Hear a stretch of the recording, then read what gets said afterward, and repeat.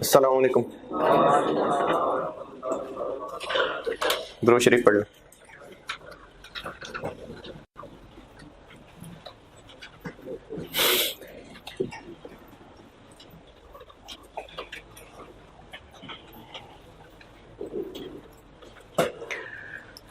अच्छा, कल inventory valuation शुरू किया था तो आप को जो जो मुश्किलें आती रहेंगी आपने साथ साथ पूछते रहना, ठीक है? क्योंकि पहले जो चल रहा था ना, मैंने कल भी कहा था कि वो कुछ कॉन्सेप्ट्स बनाने के लिए था। जितना रिटेन हो गया उस पर शुक्र करें। बस अब हम चैप्टर वाइज चल रहे हैं। अब मैं बिल्कुल जीरो से ही बता रहा हूँ, यानी आप अगर आप में से कोई FAR 1 पढ़ा हुआ है, नहीं पढ़ा हुआ है, इंट्रो पढ़ा हुआ है, नहीं पढ़ा हुआ है, मैं आप जीरो से सबको बता रहा हूँ। तो जिसको जो समझना है बेटा पूछते रहिएगा साथ साथ। छोटा सा रिकैप दे देता हूँ। इन्वेंट्री वैल्यूएशन में कल ये किया था कि इन्वेंट्री वो आइटम्स होती हैं जो बिजनेस के पास मौजूद हैं। क्यों मौजूद हैं? क्योंकि उन्होंने या तो उनको बेचना है या प्रोडक्शन में इस्तेमाल करना है। इसकी मिसालें बताई थी मैंने कि अगर ट्रेडिंग बिजनेस है तो उसकी इन्वेंट्री बस गुड्स ही है, लेकिन मैन्युफैक्चरिंग बिजनेस है तो गुड्स तक पहुंचने के लिए तीन शक्लें थी। रॉ मटेरियल था, वर्क इन प्रोसेस और फिनिश गुड्स। फिर इसके अलावा बात की थी कि वैल्यू। अच्छा, वैल्यू की जरूरत क्यों पड़ेगी? जब हम ईयर एंड पे आके फाइनेंशियल स्टेटमेंट्स बनाएंगे तो फिर अमाउंट चाहिए। तो अमाउंट इन्वेंट्री की वैल्यू ये होती है कॉस्ट और NRV में से लोअर। कॉस्ट क्या है, NRV क्या है, ये पढ़ रहे हैं। कॉस्ट पढ़ाना शुरू किया था। कॉस्ट मैंने कहा था और मैं फिर दोहरा देता हूँ जुमला वैसे बड़ा अच्छा है, काम का हो, अगर अच्छा लगे तो लिख लेना। जो इन्वेंट्री हमारे पास मौजूद है प्रेजेंट, यहां तक लाने के लिए, ला के संभाले रखने नहीं कह रहा, लाने के लिए जो जो खर्च हुआ था वो कॉस्ट है। इन्वेंट्री वो आइटम्स हैं जो हमारे पास मौजूद हैं, जहां हैं वहां तक लेके आने के लिए ब्रिंगिंग, जो जो जरूरी खर्च हुआ था वो सब कॉस्ट का हिस्सा है। इन्वेंट्री जो आइटम्स हमारे पास पड़ी हुई हैं, जहां हैं वहां तक लेके आने के लिए जो जो जरूरी खर्च हुआ था, इस जरूरी को भी दोबारा एक्सप्लेन करता हूं, वो सब उसकी कॉस्ट का हिस्सा है। इन्वेंट्री हमारे पास जो पड़ी हुई आइटम्स हैं, इनको यहां तक लाने के लिए जो जो खर्च हुआ था जरूरी, वो सब कॉस्ट का हिस्सा है।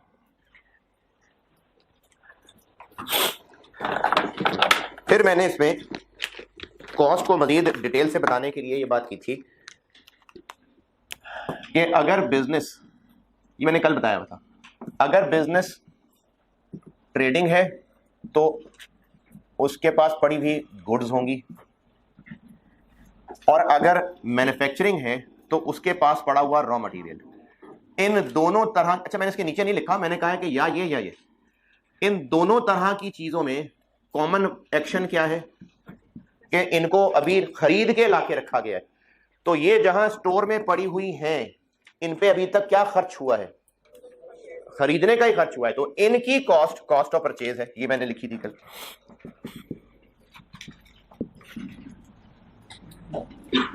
जी कल लिखा हुआ है। और जो मैन्युफैक्चरिंग बिजनेस का वर्क इन प्रोसेस या फिनिश गुड्स हैं, ये स्टोर में या मशीनों के अंदर जिस हालत में पहुंच चुकी हुई हैं, इन पे क्या क्या कॉस्ट आ चुकी हुई है? इन पे मटेरियल कॉस्ट भी आ चुकी हुई है और कन्वर्जन कॉस्ट भी थोड़ी बहुत या पूरी आ चुकी हुई है। देखें, जो गोश्त अभी फ्रिज में रखा हुआ है, उस गोश्त पे खर्चा सिर्फ खरीदने का आया हुआ है, लेकिन जिस पे मसाला लगा के रख दिया हुआ है उस पे क्या खर्चा आ चुका हुआ है? बस सिर्फ मसाले का। गोश्त का खर्च भी है प्लस मसाले का खर्चा भी आ चुका हुआ है, मतलब सिर्फ मसाले का खर्चा है उस पे।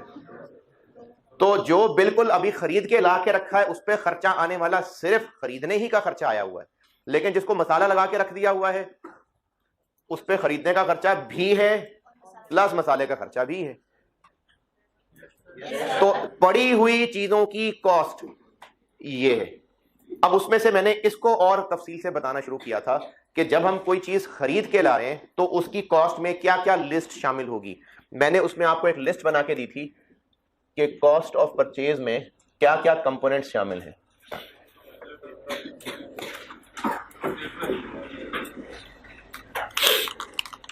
इसमें मैंने परचेज प्राइस लिख के दिया था, इसमें से माइनस किया था ट्रेड डिस्काउंट, फिर इसमें नॉन रिफंडेबल टैक्सेस या ड्यूटीज शामिल की थी, और मजीद लिस्ट बनाने की बजाय ये कह दिया था कि बाकी सारे खर्चे जो उसको इस लोकेशन कंडीशन तक पहुंचाने के लिए जरूरी है। ये यहां तक कल बात हुई थी, ऐसे ही है जी। अब कुछ खर्चे वो भी हैं जो शक लगेगा कि इनको शामिल क्यों ना कर लिया जाए, तो वो नहीं करने, वो बताता हूं। इस शाख से रिलेटेड कुछ पूछना है तो पूछे जी।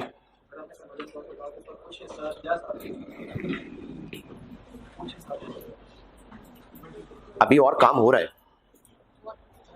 अभी वर्क इन प्रोसेस है। ईयर एंड पे जो मशीनों के अंदर पड़ी हुई आधी अधूरी चीजें वो वर्क इन प्रोसेस है, उन पे कुछ और खर्चा भी लगना है। जो फिनिश गुड स्टोर में जा चुकी हुई है उन पे सारा लग चुका हुआ है। एक बिजनेस के पास जो स्टोर में पड़ी हुई इन्वेंट्री है उस पे जो खर्चा लग चुका वो उसकी कॉस्ट है। तो जो जिस हालत में है, अब अगर वो चीज अभी सिर्फ खरीद के ही लाए हैं तो उस पे क्या खर्च अब तक लग चुका है? बस खरीदने का खर्चा। लेकिन अगर उस पे हम मजीद कोई मसाले शसाले लगा चुके हुए हैं, कढ़ाई गोश्त बनना शुरू हो चुका हुआ है, तो उस पे मजीद खर्चा, खरीदना तो है ही है, मजीद खर्चा भी लग चुका हुआ है। तो वो मसाला लगा हुआ गोश्त जिस कंडीशन में है उसकी कॉस्ट कितनी है? गोश्त की कॉस्ट प्लस मसाले की कॉस्ट, वो ये है जी। अरे वो तो मिसाल में वैसे ही समझा रहा था ना कि इन दोनों में फर्क है। पर्पस समझे ना कि जो जिस जहां तक जो चीज पहुंची हुई है वहां तक जो खर्चा हो चुका है वो उसकी कॉस्ट। इस दरख्त से रिलेटेड कोई सवाल?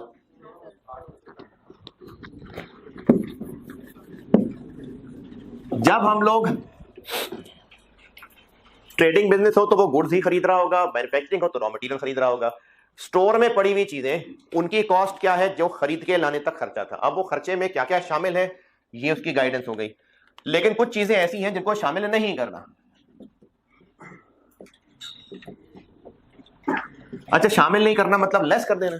नहीं, अगर हम प्लस प्लस प्लस करके चीजें जोड़ रहे हैं तो इनको प्लस नहीं करना, ये मतलब है इस बात का। ट्रेड डिस्काउंट क्या होता है? बल्क डिस्काउंट, ठीक है। ट्रेड डिस्काउंट जब चीज खरीद रहे होते हैं, निगोशिएट कर रहे होते हैं, प्राइस कम करा रहे होते हैं, तो वो प्राइस पे डिस्काउंट इसलिए देते हैं ताकि ट्रेड हो जाए, वरना कस्टमर चीजें ही ना खरीदता। ये ट्रेड डिस्काउंट है, ये इसमें से लेस हो रहा है क्योंकि ये प्राइस ही में होने वाली कमी है। लेकिन जल्दी पैसे देने पर जो डिस्काउंट मिलता है उसको कहते हैं सेटलमेंट डिस्काउंट। कैश डिस्काउंट भी कह सकते हैं, अर्ली सेटलमेंट डिस्काउंट भी कह सकते हैं। ये वो है जो बचपन में आपने एंट्री सीखी हुई है, creditor, debit, cash, credit, discount, received credit. ये परचेजेस में से नहीं लेस होना, ये एक अलहदा इनकम है। ट्रेड डिस्काउंट हाँ इसमें से लेस होना है, सेटलमेंट डिस्काउंट नहीं होना less. Non refundable taxes duties है तो कॉस्ट का हिस्सा है, रिफंडेबल है तो फिर नहीं है।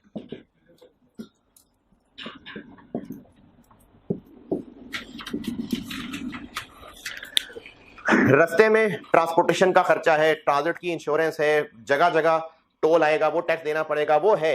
लेकिन रास्ते में ट्रक ने एक और गाड़ी ठोक दी, उसको पैसे देने पड़े, चालान हो गया। क्या चीजें लेके आने का जो नॉर्मल प्रोसीजर है ये उसका हिस्सा है खर्चा? हर दफा गाड़ियां ठोकनी पड़ती हैं, चालान कराने पड़ते हैं? नहीं, ये कहलाती है एबनॉर्मल कॉस्ट, इनको नहीं करना शामिल। नॉन रिफंडेबल क्या होती है? ये जो ड्यूटीज और टैक्सेस होते हैं ना, ये गवर्नमेंट वाले लेते हैं पैसे, और ये तो खैर टैक्स हो जाएगा। लेकिन कुछ ड्यूटीज टैक्सेस होते हैं वो कल को जाके किसी ना किसी बहाने से गवर्नमेंट वाले वापस कर देते हैं, इनको कहते हैं रिफंडेबल। और बाकी जो नहीं वापस करते वो नॉन रिफंडेबल। अच्छा, किसको क्या कब वापस कर देते हैं ये तो टैक्स, सेल्स टैक्स वगैरह में पढ़ेंगे आप कभी जिंदगी में।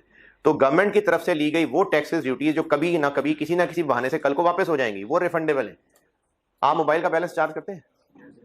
करते हो कि नहीं? या कोई करा के देता है? तो वो जो उस पर टैक्स कट रहा होता है वो कल को वापस मिलता है कहीं से? नहीं ना, गए पैसे, ये नॉन रिफंडेबल है।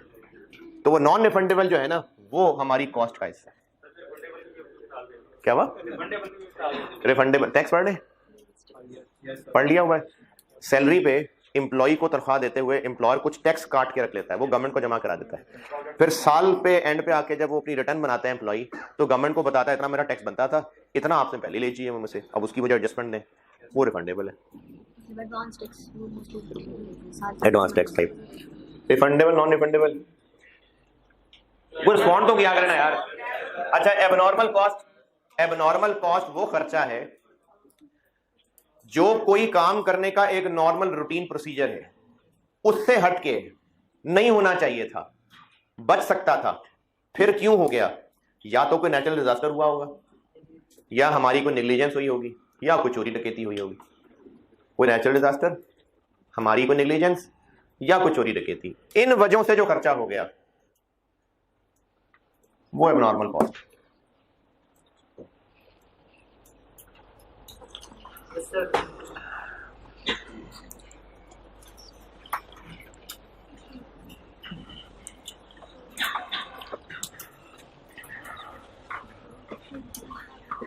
इधर से नजर नहीं आएगा आपको, साइड पर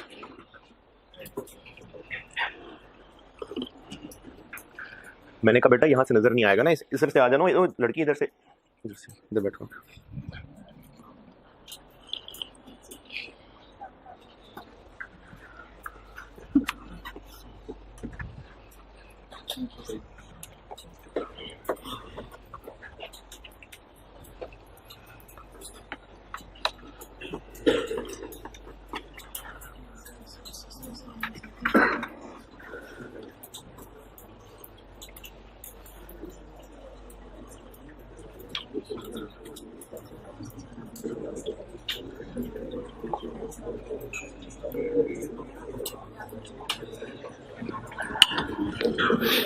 अच्छा, मैंने एबनॉर्मल लॉस नहीं कहा, एबनॉर्मल कॉस्ट का है वो खर्चे जो खरीदने के नॉर्मल प्रोसीजर का हिस्सा नहीं है। मैं भी 3 नाम बोले हैं, वो लिखे तो नहीं होने किसी ने। मैंने कहा है एबनॉर्मल कॉस्ट की पहचान, या तो ये खर्चा हमारी किसी नेग्लिजेंस की वजह से हुआ है, किसी नेचुरल डिजास्टर की वजह से हुआ है, वैसे कोई चोरी डकैती हुई है, तो ये खर्चा है, बिजनेस इसको एक्सपेंस मान रहा होगा, एक्सपेंस अकाउंट फॉर कर रहा होगा, परचेजेस में नहीं शामिल कर रहा होगा। एबनॉर्मल लॉस, नॉर्मल लॉस वाली चीजें जो है ना, ये हम लोग प्रोसेस कॉस्टिंग में आके ज्यादा बेहतर डिस्कस करेंगे। मैं भी आपको थोड़ा बहुत जरूर बताऊंगा जब इस चैप्टर में डबल एंट्रीज पढ़ाऊंगा, तब करेंगे इसको जिक्र, लेकिन ज्यादा discussion abnormal loss, normal loss, ये प्रोसेस कॉस्टिंग में होगी। इसी तरह से हम अभी किन खर्चों की बात कर रहे हैं? अभी मैं सिर्फ उन आइटम्स की बात कर रहा हूं जो अभी बस खरीद के लाए हैं, स्टोर में पड़ी हैं, सिर्फ खरीदने की बात हो रही है। तो ला के जो संभाल के रख ली हुई है, उस पे जो स्टोर का, वेयर हाउस का किराया पड़ रहा है, वो भी खरीदने का खर्चा है? नहीं। तो जो स्टोरेज रिलेटेड कॉस्ट है वो नहीं है खरीदने की कॉस्ट में शामिल।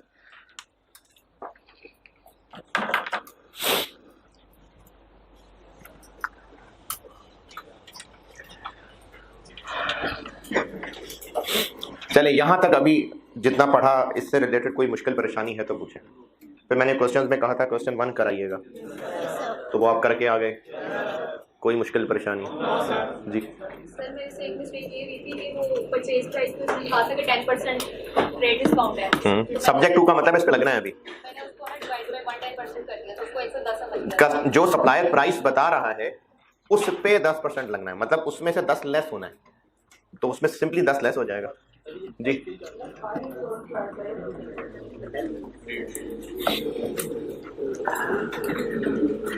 क्वेश्चन नंबर 1 में इंपोर्ट ड्यूटीज, तरतीब से बताता हूं जी। इंपोर्ट ड्यूटीज, अच्छा, आपको अगर टैक्सेस और ड्यूटीज के बारे में नहीं बताया कि रिफंडेबल है कि नॉन रिफंडेबल है, बाय डिफॉल्ट नॉन रिफंडेबल है, बाय डिफॉल्ट नॉन रिफंडेबल है। अगर किसी आइटम के साथ लिख दिया कि रिफंडेबल है तो रिफंडेबल है, लिख दिया नॉन रिफंडेबल है तो नॉन रिफंडेबल है, बाय डिफॉल्ट नॉन रिफंडेबल, सिवाय इनकम टैक्स के। इनकम टैक्स हमेशा ही एडजस्टेबल चीज होती है। अगर इस लिस्ट में कहीं इनकम टैक्स आ रहा होता तो वो हमेशा ही एक रिफंडेबल या एडजस्टेबल चीज है। बस याद हो गया सब कुछ। मैंने कहा है कि ये जो ड्यूटीज और टैक्सेस यहाँ लिस्ट में लिख के दिए हैं आपको, अगर ड्यूटीज हैं, टैक्सेस हैं, किसी भी नाम से, अगर कहा है रिफंडेबल या नॉन रिफंडेबल तो फिर बता दिया, लेकिन अगर खामोशी है तो इनकम टैक्स के अलावा बाकी हर तरह की duty tax by default non refundable. Word income tax के अलावा बाकी जिस भी नाम से टैक्स लिखा है, ड्यूटी लिखी है, बाय डिफॉल्ट वो नॉन रिफंडेबल मानेंगे।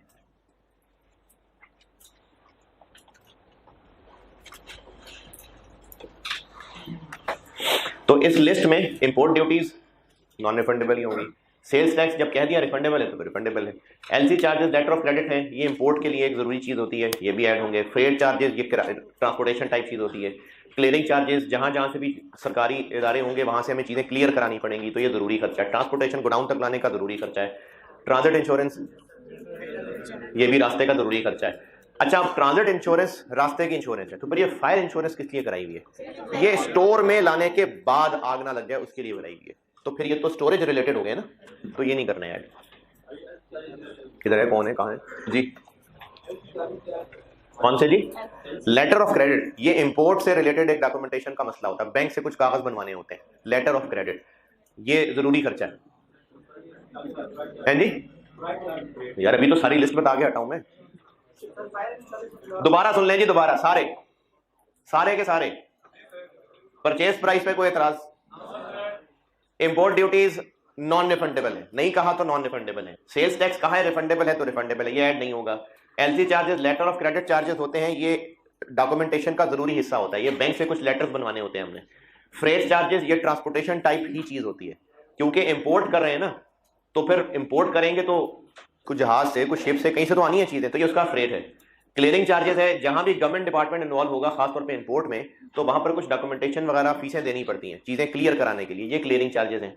ट्रांसपोर्टेशन, अब अगर जहाज पे भी आया है तो गोडाउन तक तो भारत फिर भी लानी पड़ेंगी चीजें, तो ये वहां की ट्रांसपोर्टेशन है।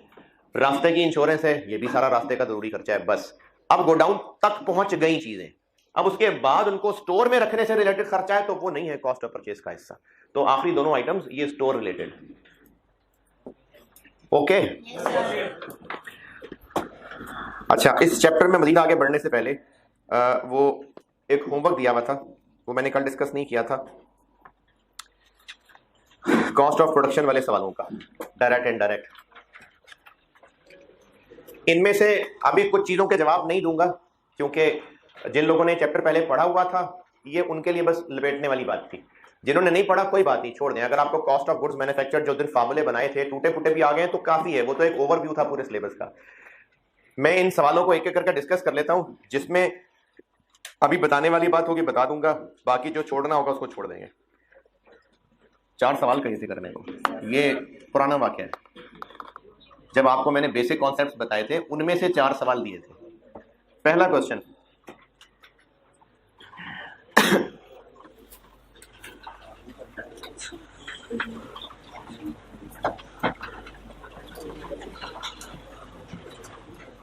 हाँ जी कर रहा हूं डिस्कस। क्वेश्चन नंबर 1 में कॉस्ट ऑफ गुड्स मैन्युफैक्चर्ड, अच्छा ये जो है ना statement of cost of goods manufactured, ये चूंकि मैंने आपको ओरिजिनल पास्ट पेपर्स के सवाल कॉपी किए हैं तो ये FAR 1 में स्टेटमेंट होती थी एक, लेकिन अभी मैंने आपको ये स्टेटमेंट नहीं सिखाई है।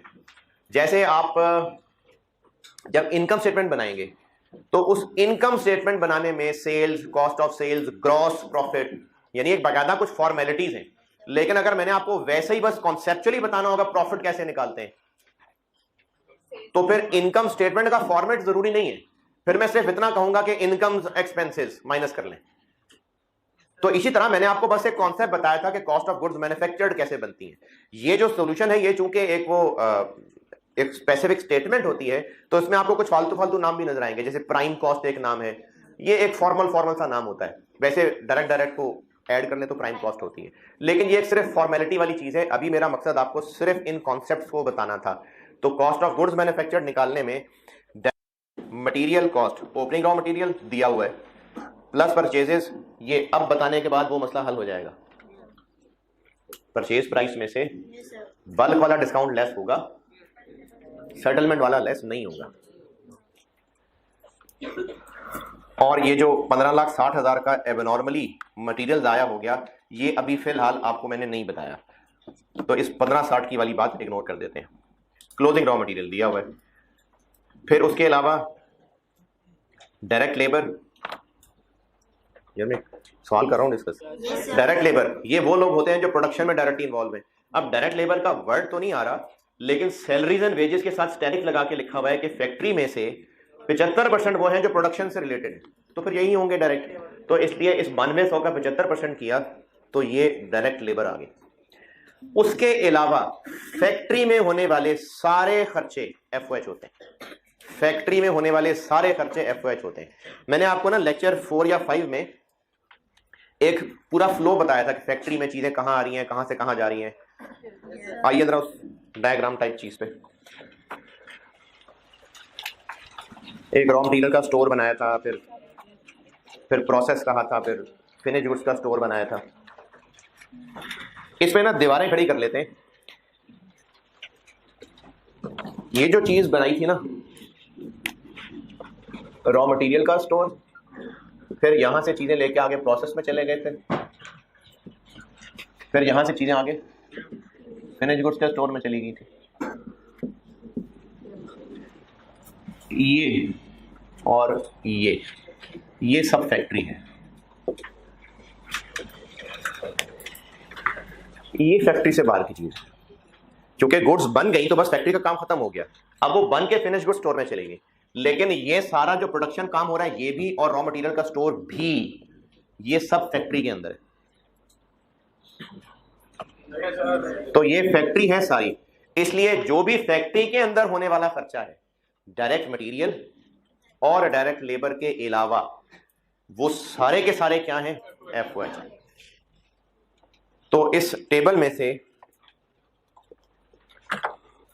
जो सैलरीज वेजेस 9200 में से बाकी 25% रह गए, इनडायरेक्ट लोग हैं, FOH है। डेप्रिसिएशन 3500 FOH है। रेंट 3640 FOH है। यूटिलिटीज 2780 FOH है। फिर उसके बाद हेड ऑफिस, ये तो ऑफिस है, सेल ऑफिस है, वेयर हाउस मतलब स्टोर, रॉ मटेरियल के स्टोर के खर्चे, ये भी फैक्ट्री का हिस्सा है। तो वो जो टेबल का सेकंड लास्ट कॉलम है वो भी सब FOH का हिस्सा है। क्योंकि फैक्ट्री के अंदर ही ये रॉ मटेरियल का स्टोर शामिल है, तो इस रॉ मटेरियल स्टोर के जो खर्चे हैं वो फैक्ट्री ओवरहेड्स ही में काउंट होंगे।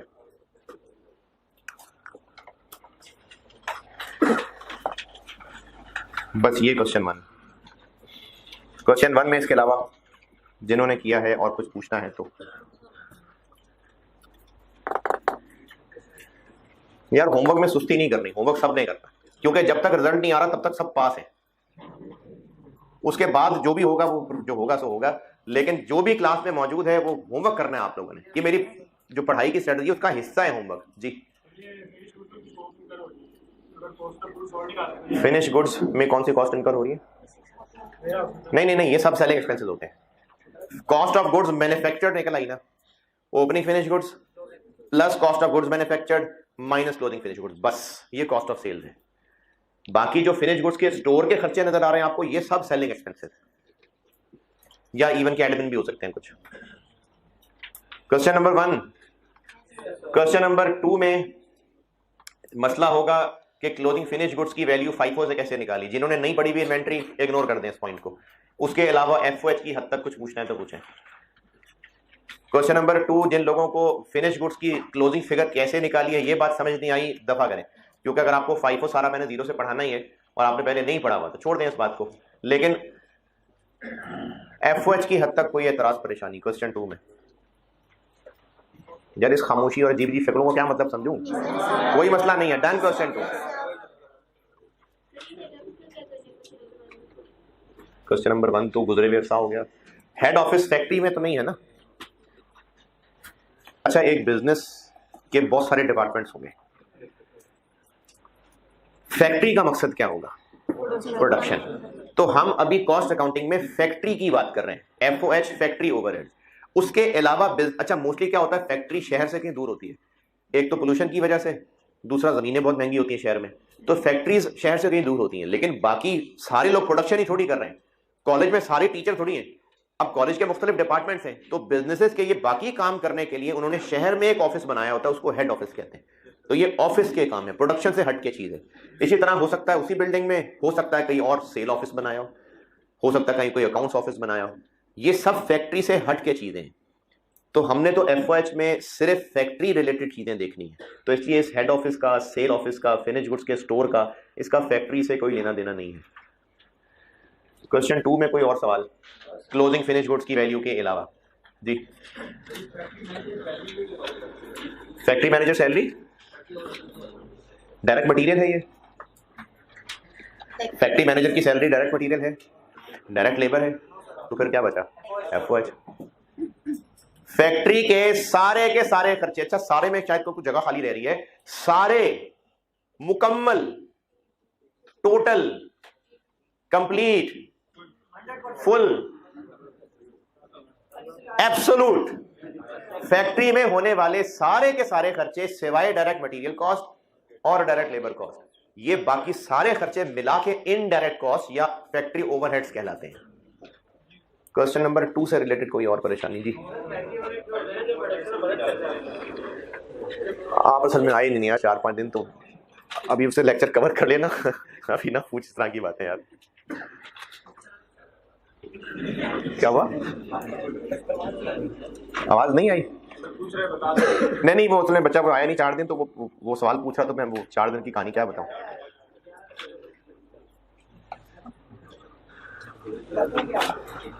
क्वेश्चन 4।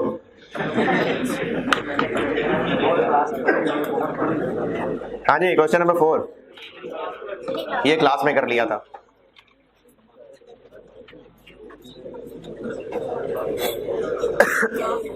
क्वेश्चन नंबर 5 रहने दूं। क्वेश्चन नंबर 5 देखिए, हम ऑयल बेचते हैं, बनाते हैं, तो वो चुल्लू भर भर के तो तेल नहीं बेचते होंगे ना, उसके पैकेट्स होंगे, तो वो जो पैकिंग मटेरियल है ये भी डायरेक्ट मटेरियल ही है। ये शायद किसी क्लास में किसी ने पूछा था, मैंने शायद उस पर जवाब भी दिया था कि पैकिंग मटेरियल प्रोडक्ट पे डिपेंड करता है। तो अब ऑयल बेच रहे हैं और हो सकता है 1-1 लीटर का पाउच होता हो या 3-3 लीटर की बोतल होती है, तो वो पैकिंग उस प्रोडक्ट का हिस्सा है, तो इसलिए रॉ मटेरियल भी और पैकिंग भी, ये दोनों मिला के डायरेक्ट मटेरियल कॉस्ट है। सेटलमेंट डिस्काउंट लेस नहीं करना, रिफंडेबल सेल्स टैक्स अंदर शामिल है, वहां से निकाल दें, ट्रांसपोर्टेशन कॉस्ट ऐड होनी है। फिर इसके अलावा जो सैलरी वेजेस हैं, ये पहले भी बात हो गई, इनमें से जो फैक्ट्री से रिलेटेड लोग हैं यानी मैन्युफैक्चरिंग से रिलेटेड, और उनमें से भी 70% हैं जो डायरेक्ट हैं, तो सैलरीज वेजेस में से 60% लेंगे तो ये फैक्ट्री के लोग आएंगे, और उनका भी आगे से 70% करेंगे तो ये डायरेक्ट बन जाएंगे। ये हो गई डायरेक्ट लेबर। उसके अलावा बाकी सब एफओएच है। बाकी सब में क्या शामिल है?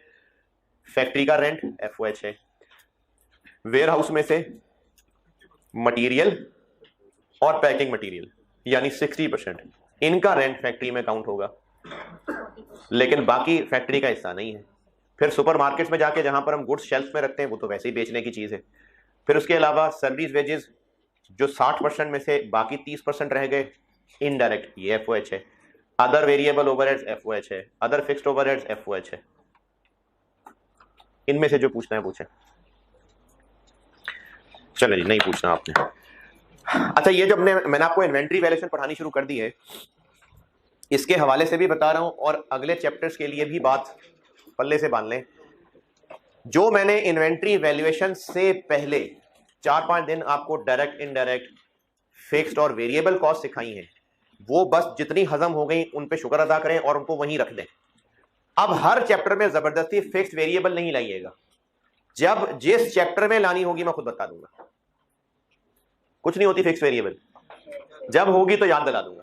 अभी इस इन्वेंट्री चैप्टर के अंदर हमें बिल्कुल जरूरत नहीं है फिक्स्ड और वेरिएबल खर्चों की। जिस चैप्टर में जरूरत पड़ेगी उसमें मैं खुद दोबारा याद दिलाऊंगा। नहीं, दोबारा याद तो नहीं, मतलब वो आपको वो सारा रिकॉल हो जाएगा कि वेरिएबल फिक्स का अब हम इस्तेमाल करने लगे। जब तक जिस चैप्टर में मैं वेरिएबल और फिक्स कॉस्ट को दोबारा नहीं जिक्र करता, तब तक आप नहीं जबरदस्ती फिट करते रहिएगा कि इसमें से वेरिएबल कौन सी है, फिक्स कौन सी है। बिला वजह परेशान रहेंगे जिंदगी में। ओके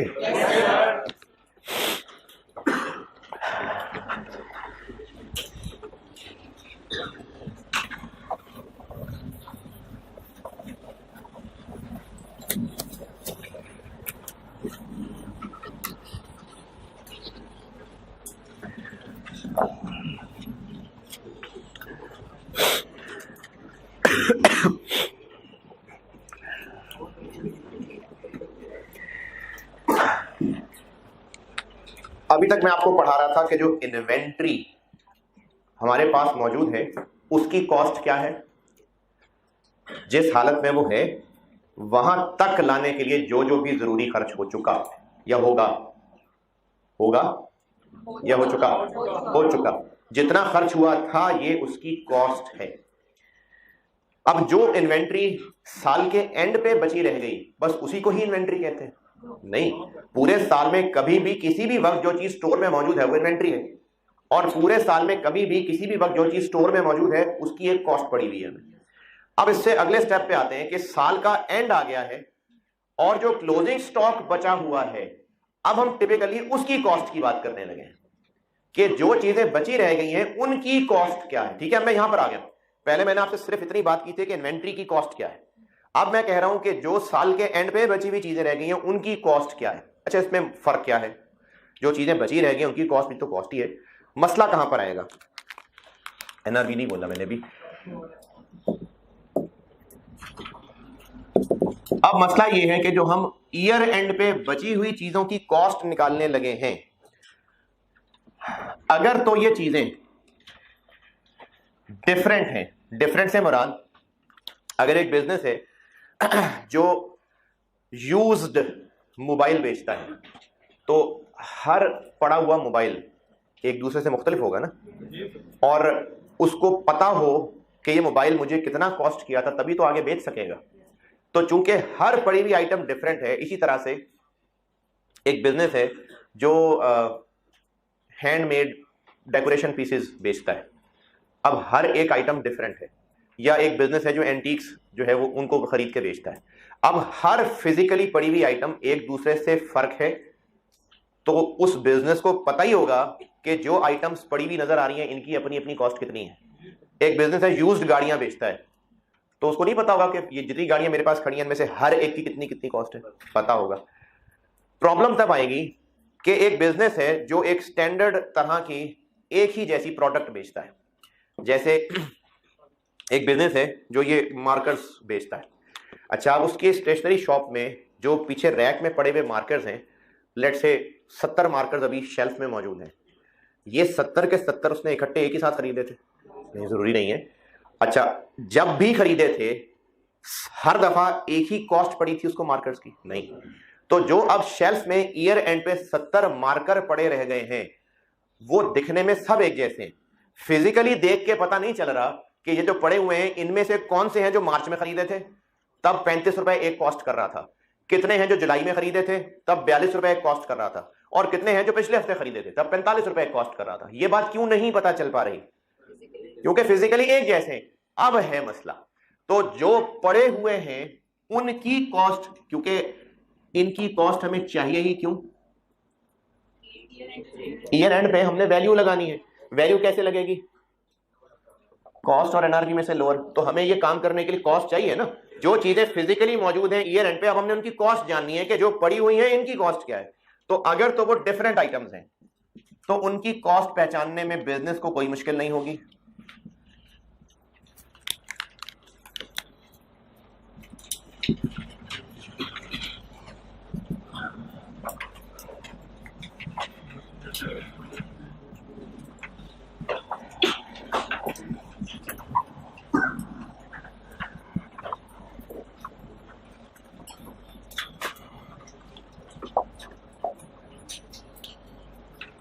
अगर वो डिफरेंट आइटम्स हैं, जैसे मैंने मिसाल दी है कि यूज्ड गाड़ियों का बिजनेस करता है कोई, तो उसको पता ही होगा कि जो जो आइटम्स पड़ी हैं वो कितनी कॉस्ट कर रही हैं, हर एक की कॉस्ट पता होगी बिजनेस को। लेकिन अगर सिमिलर आइटम्स हैं,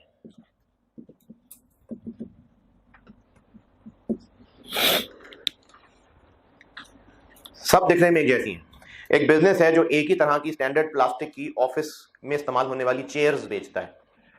अब वो चेयर्स, जितने स्टोर में 250 चेयर्स पड़ी हैं, जरूरी नहीं है कि वो सारी एक ही दफा खरीदी थी, लेकिन दिखने में सब एक जैसी हैं। अब पता नहीं चल रहा कि 250 में से वो कौन सी हैं जो अभी पिछली दफा खरीदी हैं, वो कौन सी हैं जो उससे पिछली दफा खरीदी हैं। जब पता नहीं चल रहा तो हम कैसे जाने कि ये जो 250 पड़ी हुई हैं इनमें से हर एक की कॉस्ट कितनी आई हुई है? क्योंकि कॉस्ट तो हर रोज चेंज, हर अगली ट्रांजेक्शन में चेंज हो सकती है। महंगाई चेंज हो रही है, रास्ते के किराए चेंज हो रहे हैं, क्योंकि परचेज कॉस्ट में अभी हम देख चुके ट्रांसपोर्टेशन ऐड हो रहा है। तो वो जो एक दफा 1000 चेयर्स आई थी तब ट्रांसपोर्टेशन कोई और पड़ी होगी, जो अगली दफा 1000 आई थी उनमें ट्रांसपोर्टेशन कोई और पड़ी होगी। तो हमें हर दफा की खरीदी हुई चेयर पर चेयर हो सकता है डिफरेंट कॉस्ट कर रही हो। तो जो पड़ी हुई है वो एक जैसी है, पता नहीं उनमें से कौन सी कब खरीदी थी।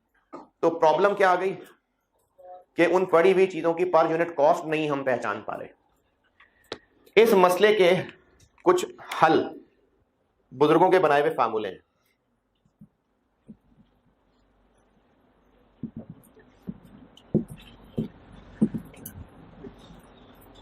उनमें से दो हमारे काम के हैं।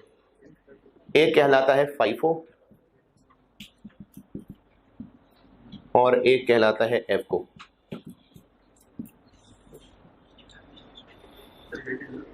जी जी, एफको एवरेज कॉस्ट या वेटेड एवरेज कॉस्ट। तो अब हम इस पे मजीद आगे बात करते हैं, क्योंकि ये तो कोई मसले वाली बात नहीं है, ये तो पता होगा बिजनेस को हर आइटम कितने की है। जो एक जैसी दिखने में है उनके बारे में पता नहीं चल रहा, तो इनके लिए फिर इन दोनों में से कंपनी की मर्जी जो मर्जी मेथड लगा ले। ये एफको जो है ये वेटेड एवरेज मेथड भी कहलाता है, वेटेड एवरेज मेथड। अब इनको एक एक करके देखते हैं। जी क्या क्या क्या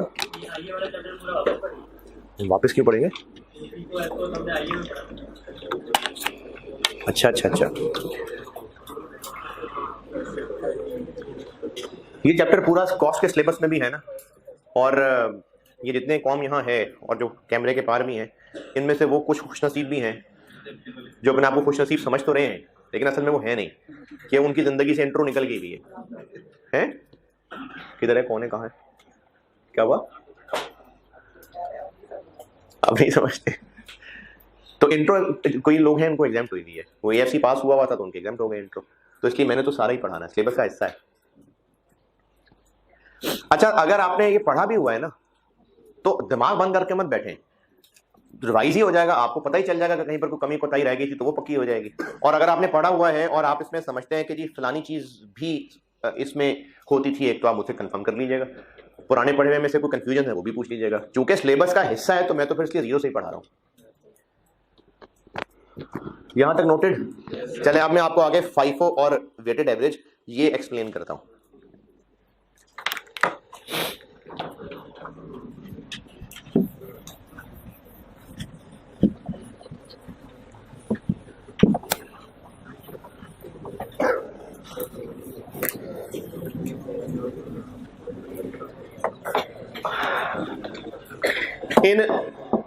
इन दोनों को एक्सप्लेन करने से पहले एक और चीज समझनी जरूरी है।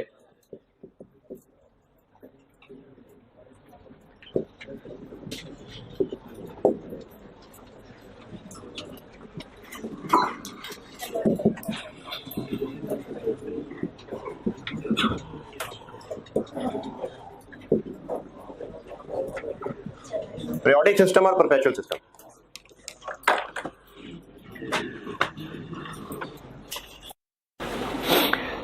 अच्छा, इन दोनों में फर्क मैं आपको समझा देता हूं, मिसालों से समझाऊंगा, बात समझ आ जाएगी। और जो समझ आया होगा वो चाहे सिर्फ मिसाल लिख लेना और चाहे अपने अल्फाज में एक दो लाइनें लिख लेना, क्योंकि इसमें मैं आपको अंग्रेजी को नहीं लिखाऊंगा, ये मैं आपको समझा रहा हूं। दोनों में फर्क वो आपने अपने लिए समझने के बाद लिख लेना। मेडिकल स्टोर की मिसाल लेते हैं। मेडिकल स्टोर में एक वक्त में जो मेडिसिन मौजूद है वो उसकी इन्वेंट्री है। कुछ मेडिकल स्टोर ऐसे होंगे जहां से अगर आप मेडिसिन खरीदेंगे तो वो मेडिसिन सुन के जाके शेल्फ्स में ढूंढने की बजाय कंप्यूटर पे एंटर करेगा और वहीं से देख के बता देगा कि है या नहीं है। और अगर है और आपको वो बेच रहा होगा तो वो उसकी भी कंप्यूटर में ही एंट्री करेगा, वहीं से एक स्लिप का प्रिंट निकलेगा और वही बिल ही होगा। फिर एक बार जब स्लिप निकाल लेगा तो वो खुद ही या किसी असिस्टेंट को भेज के वो बिल देगा और वो शेल्फ्स में से ढूंढ के दवाइयां ला के दे देगा। इन मेडिसिन को बेच लेने के बाद अगला ही कस्टमर वही मेडिसिन खरीदने आ गया और बस वो स्टोर में आखिरी पड़ी हुई थी, तो वो जो वहां कंप्यूटर पे बैठा हुआ है वो कंप्यूटर में फिर एंट्री करेगा और उसको उसी वक्त पता चल जाएगा कि ये खत्म हो गई है, क्योंकि अभी अभी तो बेची थी। अच्छा, अब वो जो कह रहा है ना खत्म हो गई है, वो अपनी याददाश्त की बेस पे नहीं कह रहा, उसके पास सॉफ्टवेयर में हर ट्रांजैक्शन की रिकॉर्डिंग साथ साथ हो रही है और उसका सॉफ्टवेयर उसको फौरन इन्वेंट्री अपडेट करके बता देता है कि अब शेल्फ में कितने पड़े हुए हैं। अगर वो इसको क्रॉस चेक करना चाहे तो क्या करें, फिजिकली देख लें। इस सिस्टम को परपेचुअल सिस्टम कहते हैं। परपेचुअल सिस्टम वो सिस्टम है जिसमें इन्वेंट्री की ट्रांजैक्शन साथ साथ रिकॉर्ड होती जा रही है और हमारा सिस्टम ही बची हुई इन्वेंट्री का बैलेंस अपडेट करता जा रहा है। रिकॉर्ड्स देख के ही पता चल जाएगा क्या क्या पड़ा हुआ है, फिजिकली जाके देखने की जरूरत नहीं होगी, ये होता है परपेचुअल इन्वेंट्री सिस्टम। फिर सुन लें, परपेचुअल इन्वेंट्री सिस्टम वो है जिसमें इन्वेंट्री की हर ट्रांजेक्शन मतलब खरीदना, बेचना, फेंकना, जो भी इनकी ट्रांजेक्शन है वो साथ साथ रिकॉर्ड होती जा रही है। ये तभी हो सकेगा जब कंप्यूटराइज्ड सिस्टम होता है, उसके अलावा मुश्किल हो जाता है। तो हर ट्रांजेक्शन को साथ साथ रिकॉर्ड कर लिया जा रहा है सिस्टम में, और हर वक्त सिस्टम में बैलेंस नजर आएगा कि कितनी चीजें अभी फिजिकली मौजूद होंगी। ये परपेचुअल सिस्टम होता है। जिनको अभी भी अल्फाज नहीं मिल रहे दोबारा सुन लें। परपेचुअल सिस्टम वो है जिसमें इन्वेंट्री की होने वाली सारी ट्रांजैक्शंस बिल्कुल साथ साथ रिकॉर्ड होती जाती हैं, और सिस्टम हर वक्त अवेलेबल बैलेंस बता सकता है कि इस वक्त कितनी इन्वेंट्री मौजूद है। फिजिकली जाके देखने की हमें मोहताजी नहीं है।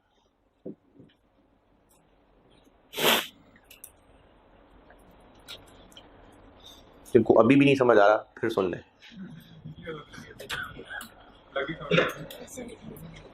अच्छा, समझ लगी को लिखा भी करें। और जिस दुकान पे ये सहूलत नहीं है तो उससे पैनाडॉल भी मांगेंगे, तो वो जाके पहले देखेगा पड़ी हुई है शेल्फ में कि नहीं पड़ी हुई।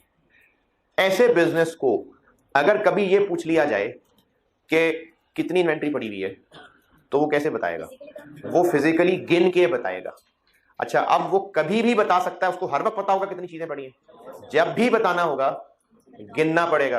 अब अगर वो हर वक्त गिनती करता रहेगा तो फिर दुकान पे चीजें कैसे बेचेगा? तो फिर बिजनेस क्या करते हैं कि इसको पीरियोडिकली एक्टिविटी परफॉर्म कर लेते हैं, हर महीने, हर 2 हफ्ते बाद, हर साल, हर क्वार्टर के। इन्वेंट्री का रिकॉर्ड तो नहीं है, बस हर पीरियड के एंड पे जाके फिजिकली गिनती गिन ली जाती है, तो उससे पता चलता है कि कितनी चीजें मौजूद हैं। ये पीरियोडिक सिस्टम है। दोबारा सुने, पीरियोडिक सिस्टम में इन्वेंट्री की ट्रांजैक्शन साथ साथ सिस्टम में रिकॉर्ड नहीं हो रही। हम किसी भी वक्त अगर ये जानना चाहें कि चीजें कितनी हैं तो फिजिकल काउंट ही करना पड़ेगा। तो इसलिए मुश्किल से बचने के लिए पीरियोडिकली फिर काउंट किया जाता है।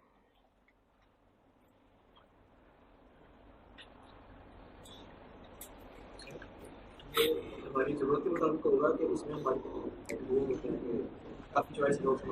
देखिए, बिजनेस की मर्जी है। बिजनेस को ये काम करने के लिए जरा सिस्टम अच्छा बनाना पड़ेगा। तो अगर एक दुकान पे होती 3-3, 4-4 चीजें हैं और ऐसी नजर घुमाएगा और शेल्फ में नजर आ जाएगा कितनी पड़ी हैं, तो उसको फिर क्या जरूरत है इस बात की। लेकिन अगर ज्यादा ट्रांजेक्शन हैं, क्रिटिकल हैं, तो फिर उनको ये बनाना पड़ेगा। ये तो बिजनेस की नेचर पे डिपेंड करता है।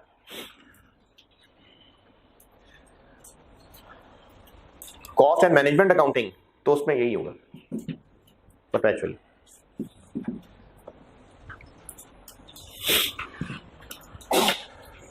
Periodic, perpetual, done. चलो, मैंने ना इसके लिए एक बेसिक सा सवाल बनाया है, उसी से मैं आपको चारों चीजें सिखाता हूं।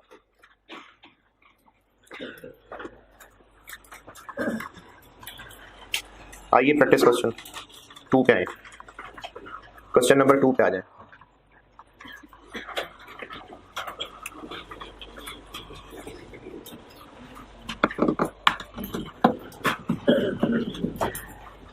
इन्वेंट्री वैल्यूएशन के नोट्स में प्रैक्टिस क्वेश्चन 2 पे आ जाइए। सवाल पढ़ने में करता हूं।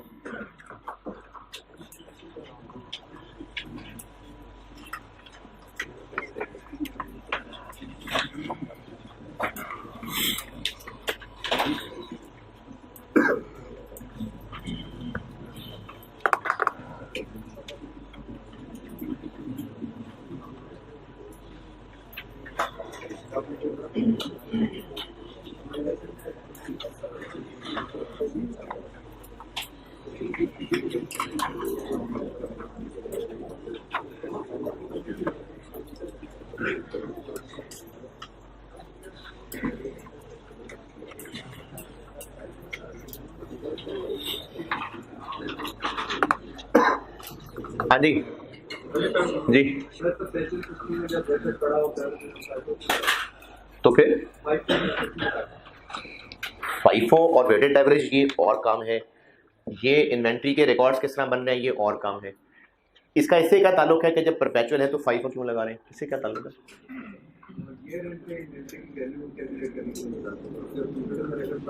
हाँ। अच्छा, आप कह रहे हैं कि FIFO की जरूरत हमें क्यों पड़ रही है? हमें हर चीज की एक्चुअल कॉस्ट पता है, ये पूछ रहे हैं आप? नहीं, अभी मैं इसके सवाल कराता हूँ ना तो समझाता हूँ। मैंने भी FIFO वेटेड एवरेज समझाया नहीं है ना, मैंने आपको FIFO वेटेड एवरेज इस सवाल से समझाना है। FIFO वेटेड एवरेज समझाने के लिए पहले ये दो बातें बतानी जरूरी थी, अब ये दो बातें बता दी, अब समझाता हूं FIFO वेटेड एवरेज। हाँ जी, सवाल पढ़ लिया तो मैं आगे चलूं।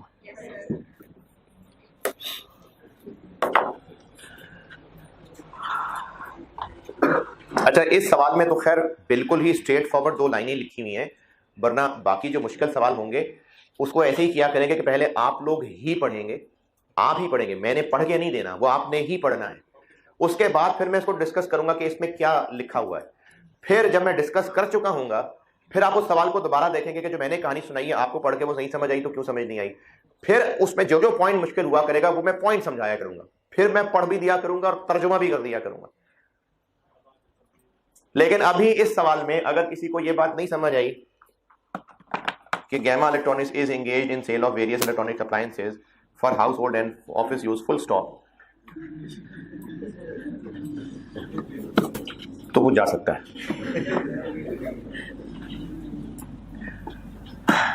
हेक्सा 120 प्रोडक्ट है, उससे रिलेटेड ट्रांजेक्शंस बताएंगे। 30 अप्रैल के स्टॉक की कॉस्ट पूछी है FIFO और EFCO से, लेकिन परपेचुअल सिस्टम के तहत भी और पीरियोडिक भी। तो ये मैंने प्रैक्टिस क्वेश्चन ही इनको एक्सप्लेन करने के लिए बनाया है। ये दोनों समझाता जाता हूं और फिर सॉल्व करते जाते हैं। पहले मैं आपको समझाने लगा हूं FIFO periodic,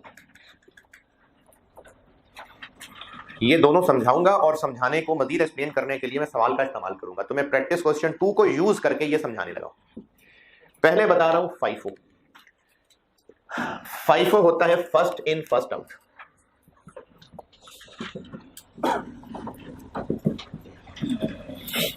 first in first out,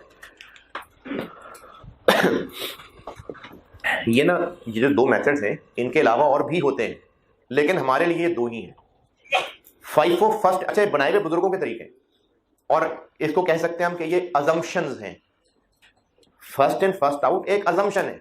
इसमें अजम्पशन वाली क्या बात है? इसमें अजम्पशन वाली बात यह है कि ये जो सवाल में टेबल नजर आ रहा है आपको, महीने के शुरू में कितने यूनिट्स पड़े हुए? 22 रुपए वाला, फिर 500 और खरीदे 25 वाला। अब ये जो 480 यूनिट्स बेच दिए, ये इन 700 में से कौन से हैं? किसने कहा 200? इन 500 जो बाद में आए और 200 जो पहले पड़े हुए हैं, ये फिजिकली सब एक जैसे हैं, हेक्सा 120 है। तो जो 480 बेचे हैं फिजिकली वो इनमें से कौन से वालों में से थे? नहीं पता ना। शेल्फ में 700 पड़े हुए हैं, उनमें से शॉपर में पैक करके 480 दे दिए। अब पता नहीं वो इनमें से कौन से थे, तो चूंकि पता नहीं तो FIFO मेथड ये अज्यूम करता है कि फर्स्ट इन फर्स्ट आउट के जो पहले खरीदे गए थे वो पहले ही निकाले होंगे। असल में फिजिकली ऐसा ही हुआ लाजमी है? नहीं, इसीलिए कह रहा हूं कि यह कंजम्पशन होती है। तो FIFO में इस बुनियाद पे कैलकुलेशंस की जाती हैं कि जो पहले पड़ा हुआ था पहले वो इस्तेमाल हुआ होगा। अच्छा, चूंकि पहले पड़ा हुआ पहले इस्तेमाल हो गया होगा, तो फिर आखिर में बच कौन से गए होंगे? जो सबसे आखिर में खरीदे थे। तो FIFO में अगर पीरियोडिक सिस्टम है तो जो क्लोजिंग स्टॉक होता है वो होता है out of most recent purchases. जो अप्रैल के एंड पे बचे हुए रह गए वो अप्रैल की आखिरी परचेजेस में से होंगे। ये FIFO मेथड की अजम्पशन है।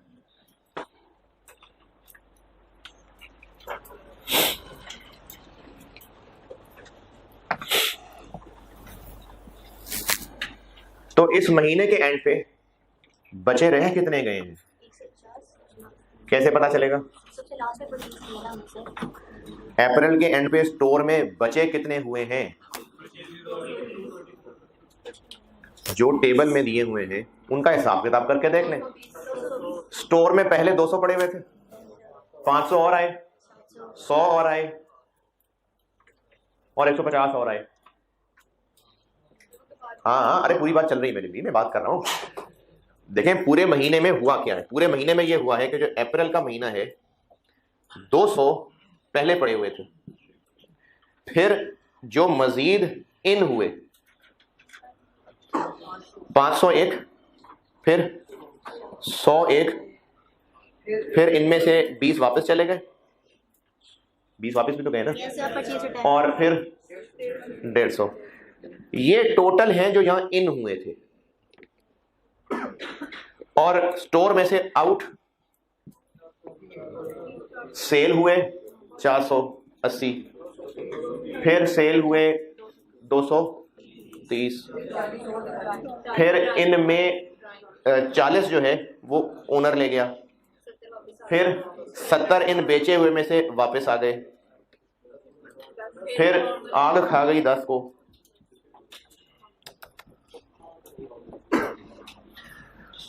तो एंड पे कितने बच गए होंगे? This plus plus minus plus और आगे ये माइनस, तो देखें एंड पे बच जाते हैं 240।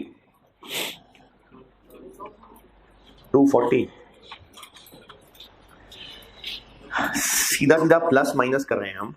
स्टोर में 200 पहले मौजूद थे, उनमें 500 और आए, प्लस हो जाएगा माइनस हो जाएगा, प्लस हो जाएगा। 480 चले गए माइनस, 100 आ गए प्लस, 20 वापस कर दिए माइनस, 230 बेच दिए। ये मैं प्लस माइनस क्या कह रहा हूं, स्टोर की नजर से देखना है। बेच रहे तो निकल गए स्टोर से माइनस 230, 40 ओनर ले गया माइनस, 60 और 10 कस्टमर से वापस स्टोर में आ गए प्लस, 150 मजीद खरीद लिए प्लस, 10 जाया हो गए आग में माइनस। तो मंथ एंड पे कितने बच गए? 240। अब वो जो 240 बच गए हैं, फाइफो की अजम्पशन क्या है कि पुराने तो चले गए होंगे, तो फिर ये किन में से बचे हुए होंगे? जो सबसे आखिर में खरीदे थे। तो ये 150 तो बचे ही हुए हैं, उसके अलावा बाकी जो 90 हैं वो उन ऊपर वाले 100 में से बचे हुए हैं। ये लिख के दिखाता हूं आपको। क्या जी? कहां पर वापस होगी ना सेल रिटर्न, कस्टमर ने वापस कर दी। 60 प्लस 10 है ना, एक 60 है और एक 10, ये इस तरह 70। 240 ना समझ आया हो किसी को?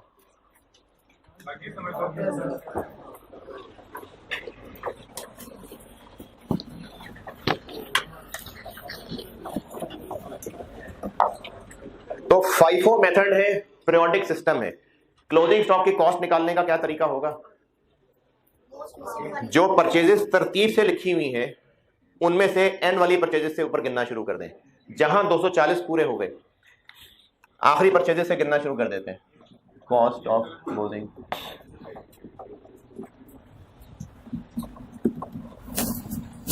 हाँ जी 240। सबसे आखिर में कौन सी खरीदी है? जो 150 खरीदे, क्या रेट था इनका? 30। कितने और चाहिए? तो वो फिर इनसे पुरानी परचेज में देख लेते हैं। इनसे पुरानी परचेज कौन सी है? 100 है कि 80 है? तो उसमें से तो 20 वापस नहीं हो गए। नहीं, 20 उसमें से वापस नहीं हुए हैं, 20 वो 500 वाले में से वापस हुए। अगर इन 100 में से वापस हुए होते तो हम इनको 80 काउंट करते। ठीक है, तो ये 100 पूरे के पूरे हैं, तो इनमें से 90 होंगे। किस रेट वाले? 250। तो हमारी टोटल कॉस्ट बन गई 25।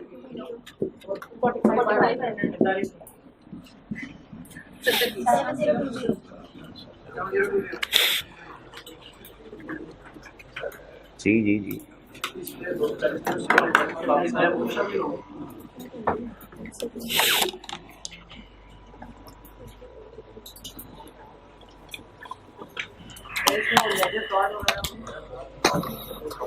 सब्र कर यार, जाना है कहीं? जाना है मैंने कहा कहीं जल्दी।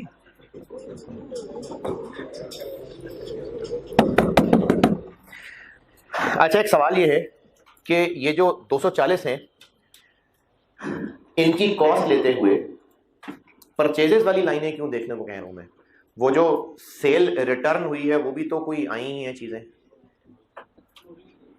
सवाल ये पूछा है कि 240 किन में से होगा?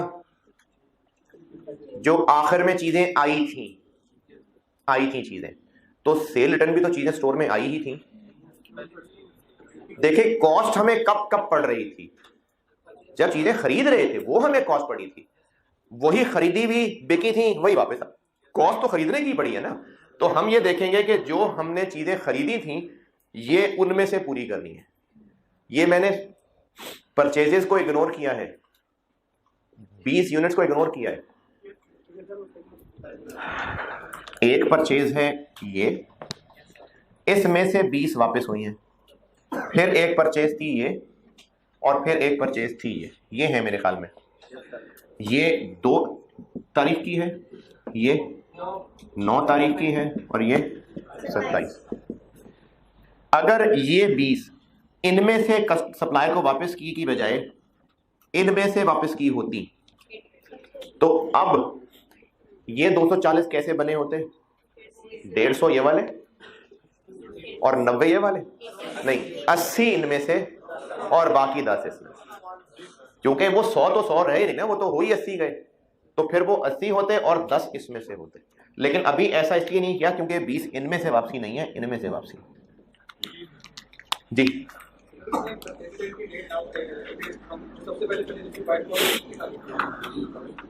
बताइए होती, वरना कैसे लगाएंगे 5 को? बताइए होती, बताइए होगा कौन सी कब खरीदी है, वरना अगर ना बताई होती तो कैसे पता कि फर्स्ट इन, कैसे पता कौन सा फर्स्ट इन हुआ था? तो बताई होगी डेट, परचेजेस की डेट लाजमी पता होगी ना, तभी तो हम देखेंगे कौन सी पुरानी है कौन सी नहीं है, तो पता होगी परचेजेस की डेट।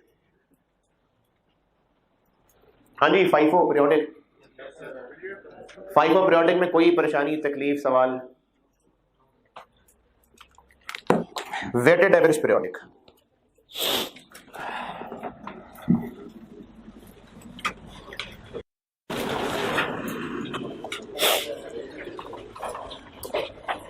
ये बता दो।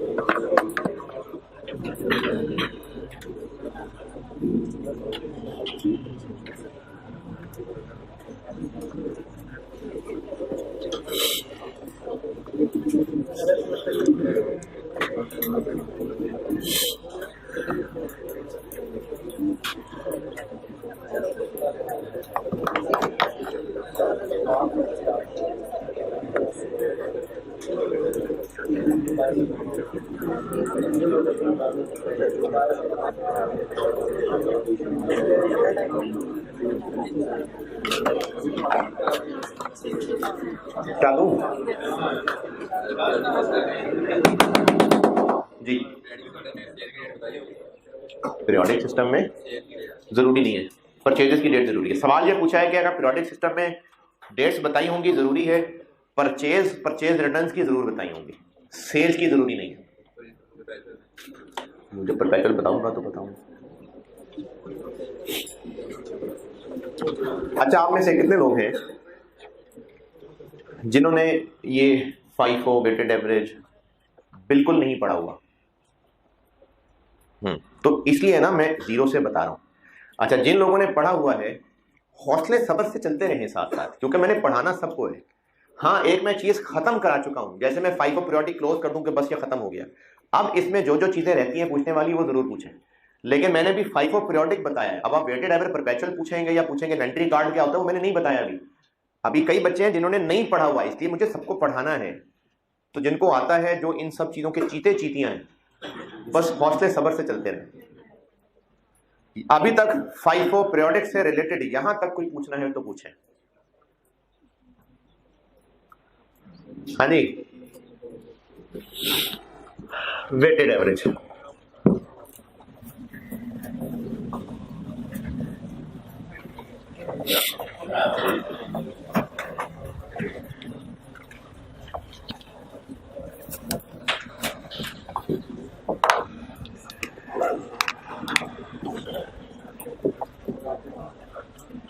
एफ को या वेटेड एवरेज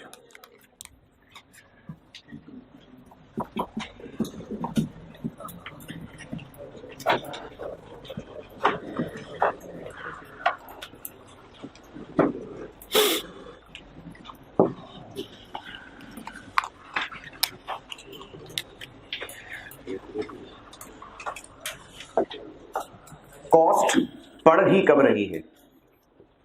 जब चीजें खरीद रहे हैं या बेच रहे हैं, खरीद रहे हैं। पीरियोडिक वेटेड एवरेज ये है कि एक पीरियड डिसाइड होता है, जो कि इस सवाल से भी लग रहा है महीना है। वो महीना है लेट्स से अप्रैल का। इस महीने के जो ओपनिंग स्टॉक और जितने इन्स हैं, मतलब परचेजेस, और परचेजेस में भी मैं कहूंगा नेट परचेजेस, ये है जो कॉस्ट पड़ रही है। वेटेड एवरेज मेथड ये है कि एक पीरियड डिसाइड कर लिया जो कि महीना है, इसमें जो पहले से मौजूद थे और जो इन है नेट परचेजेस, इन सब पे यूनिट्स और रेट्स अलग अलग हैं। जैसे इसी सवाल की अगर बात करूं तो इनमें कितने यूनिट्स हैं? 200 हैं। और रेट कितना है? 22। यहां क्या क्या है? 500 है, लेकिन 500 की बजाय हम इसको कह देते हैं 480। और इनके लिए क्या रेट है? 25। और क्या है? 100 28 वाले। और क्या है? 150 30 वाले। अब ये जितने यूनिट्स अपनी अपनी कॉस्ट लेके यहां आ रहे थे, वेटेड एवरेज ये है कि जब ये सब इस डब्बे में आ जाएं तो इस डब्बे को हिलाएं, अब सब एक जैसे हो जाएंगे। जब सब एक जैसे हो जाएंगे तो उनकी रेट, उनकी कॉस्ट क्या होगी? वो भी एक जैसी हो जाएगी। अब वो एक जैसी कैसे की जाए? इनका एवरेज कर लिया जाए। और एवरेज करने का तरीका 22 + 25 + 28 + 30 डिवाइडेड बाय 4 एक बकवास मेथड है। सही मेथड ये है कि इन सब की टोटल अमाउंट को टोटल यूनिट से डिवाइड कर दें। ये वेटेड एवरेज मेथड है। इन सब की टोटल अमाउंट को टोटल यूनिट से डिवाइड कर दें। अब वो टोटल अमाउंट कैसे है?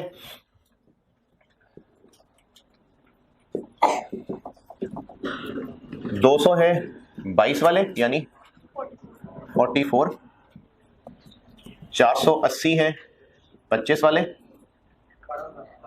12,000, 100 है 28 वाले 2800, 150 है 30 वाले 45। अब इन सारी अमाउंट्स को ऐड कर लें।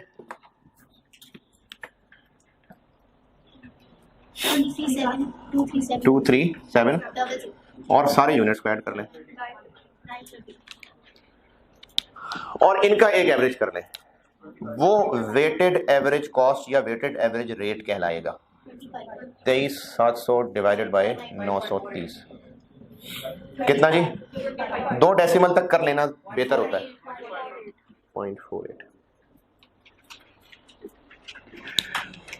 अब इस डब्बे में जितने आए हमने सब हिला जुला के मिक्स कर दिए। अब इस मिक्स करने का एंड रिजल्ट क्या है कि इस डब्बे में जितने आए हैं वो सारे के सारे कितने पर यूनिट वाले हैं? 25.48 वाले। अब जो इस डब्बे से आउट होंगे उन सब की भी पर यूनिट कॉस्ट कितनी है? 25.48। और जो महीने के एंड पे इस डब्बे में बचे रह गए उनकी पर यूनिट कॉस्ट कितनी है? 25.48। ये वेटेड एवरेज मेथड है कि जितने इसमें पहले थे और जितने मजीद आए उन सब को मिला के एक एवरेज रेट निकाल लिया जाता है। और जो भी उस डब्बे से बाहर जाएगा और जो भी उस डब्बे के एंड पे बचा रह जाएगा उस सब पे वही एवरेज रेट लगेगा। ये 22 भी कुछ ऐसे ही बना था। जब मार्च गुजरा होगा तो मार्च में भी यही सब काम किया होगा और इसका आंसर क्या आया होगा? ये वो 22 है। तो इसी तरह से अब इस अप्रैल का क्लोजिंग क्या है?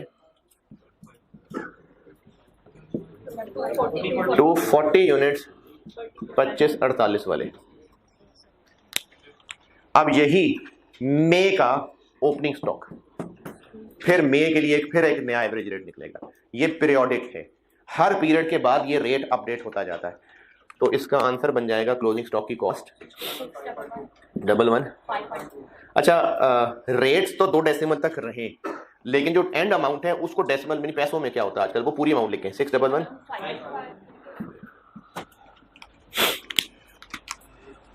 ये है जी वेटेड एवरेज पीरियोडिक।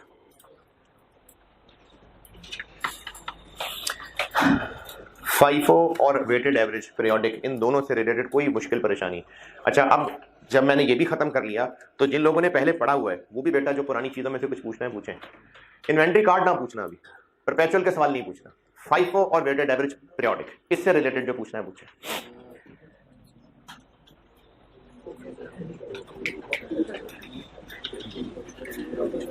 चले फिर एक सवाल लिखें homework.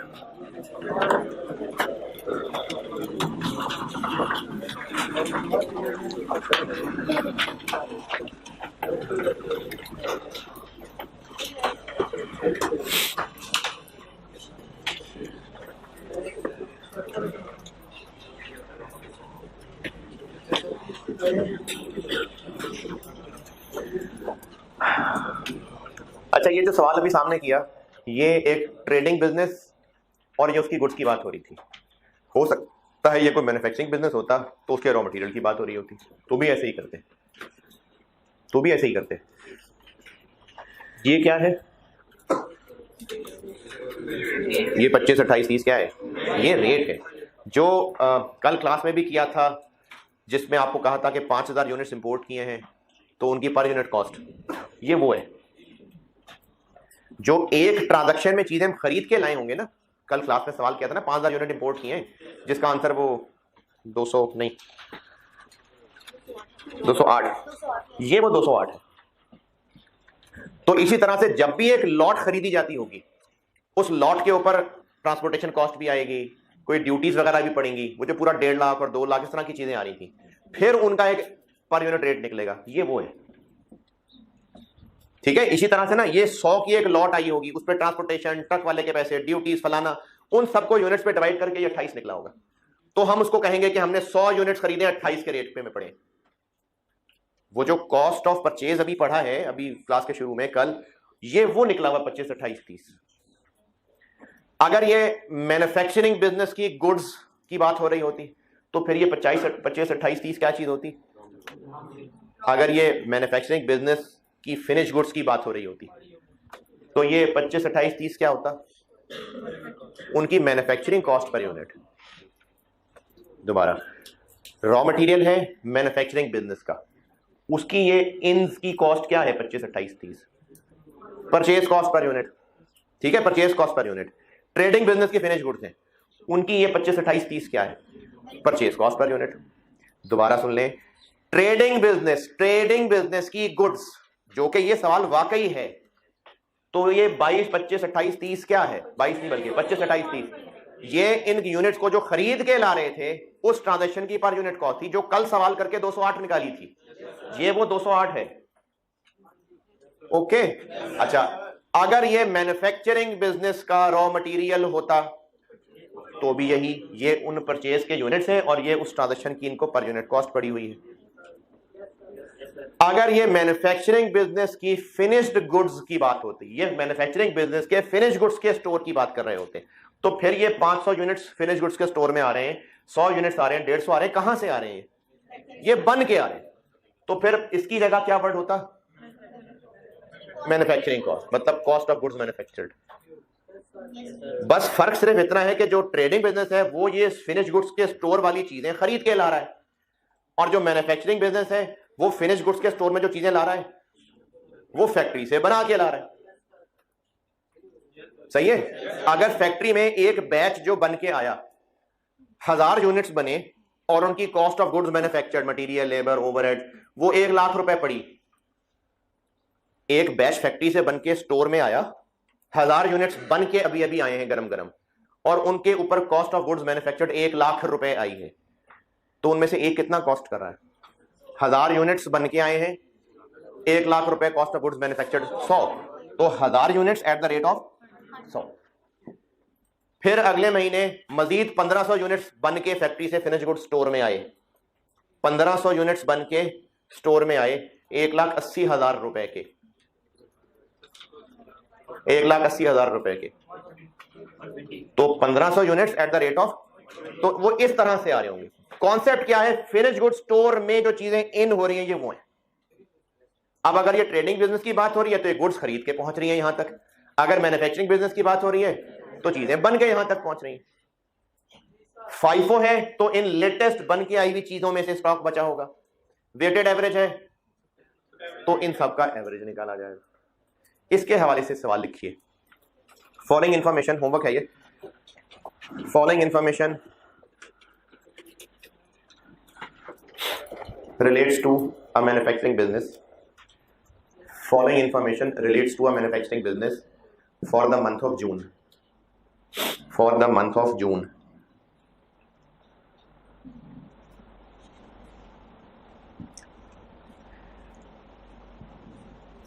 Opening finished goods.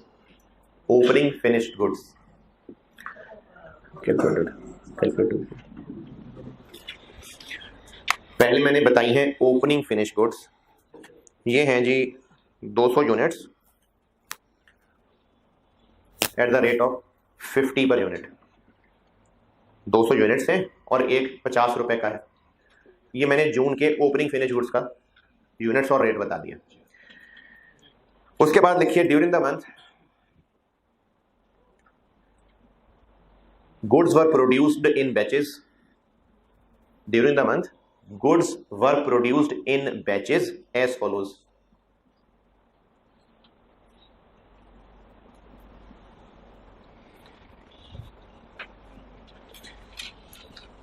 Batch 1 में 800 यूनिट्स बने हैं और उनकी कॉस्ट ऑफ गुड्स मैन्युफैक्चर्ड आई है 41600, 41,600 रुपए। जी, कॉस्ट ऑफ गुड्स मैन्युफैक्चर्ड आई है उन 800 यूनिट्स को बनाने में 41600, 41,600 रुपए।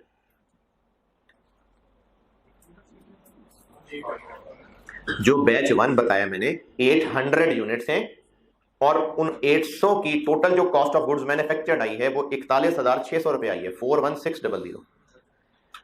सेकेंड बैच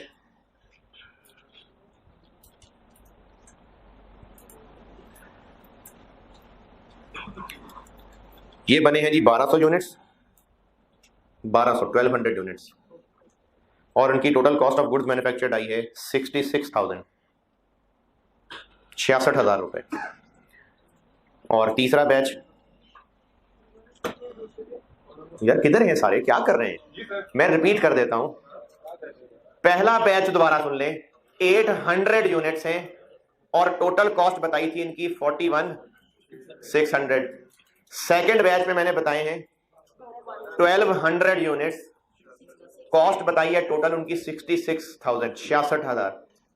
तीसरे बैच में 500 यूनिट्स हैं, 500 यूनिट्स, 500, 5 के बाद 2 0, 500 और इनकी टोटल कॉस्ट बनी है 29,000, 29,000, 29,000। ये 3 महीने, अब रिपीट अगले बैच में, अब अभी अगले सेशन में। ये 3 बैचेस हैं जो इस महीने में बन के आए हैं। जो फिनिश गुड्स सेल कर दी इस महीने में वो हैं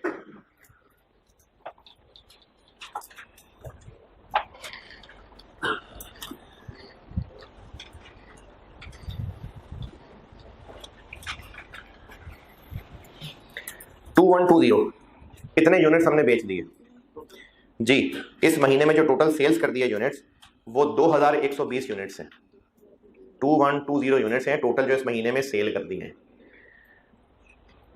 आपसे रिक्वायर्ड है क्लोजिंग है जी नहीं, थोड़े थोड़े करके बेचें, लेकिन टोटल इतने। आपसे रिक्वायर्ड है कि जो जून की क्लोजिंग फिनिश गुड्स हैं उनकी कॉस्ट बता दें। क्लोजिंग फिनिश गुड्स की कॉस्ट FIFO मेथड से भी और वेटेड एवरेज मेथड से भी। ये रिक्वायरमेंट ही बताइए मैंने। Cost of closing finish goods using FIFO method भी और यूजिंग वेटेड एवरेज मेथड। अच्छा, अब आपको ये सवाल पूछते शर्म भी नहीं आ रही होगी कि परपेचुअल से, मैंने बता दिया परपेचुअल, मैंने पढ़ा दिया परपेचुअल, तो परपेचुअल से करने के लिए दूंगा सवाल। तो परपेचुअल से करना है कि पीरियोडिक से करना है? पीरियोडिक से। ठीक है जी, अल्लाह हाफिज।